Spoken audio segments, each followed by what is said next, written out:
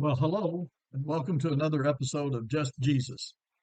Tonight's going to be uh, short and simple because there's really nothing that I can add to this story.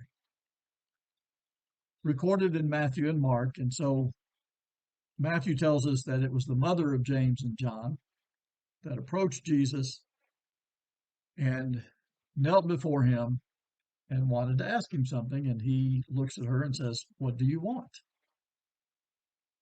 And she said to him, "Say that these two sons of mine, James and John, are to sit, one at your right hand and one at your left in your kingdom."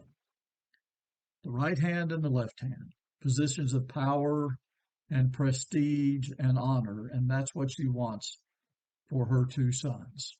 And you can't blame her for wanting something good for her sons.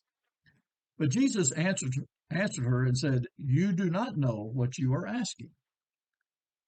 And then he turns to James and John and says, "Are you able to drink the cup that I am to drink?" And they said to him, "We're able." Yes. So then he says to them, "You will drink my cup, but to sit at my right hand and at my left is not mine to grant, but it is for those for whom it has been prepared by my Father." Well, the other 10 apostles hear about that, and they become indignant at James and John.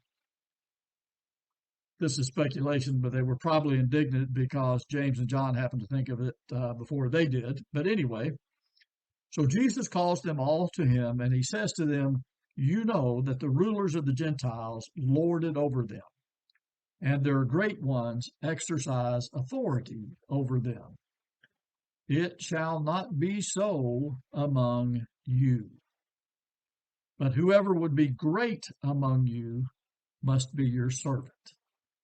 And whoever would be first among you must be your slave, even as the Son of Man came not to be served, but to serve, and to give his life as a ransom for many." Power, prestige, honor, glory. This is what James and John sought. This is what their mother wanted for them. And Jesus said, if you want honor and prestige and power, go be a servant. Go help somebody. Totally opposite of what they were expecting. Totally opposite of the culture of the day. But he says that and then compares it to himself. Jesus said all authority had been given to him, but he was a servant. If you want God to look at you, and if you want God to look at you and say, well done, then go out and serve somebody. Go out and do something nice for somebody. Go out and do something kind for somebody. Become a servant. Become a slave.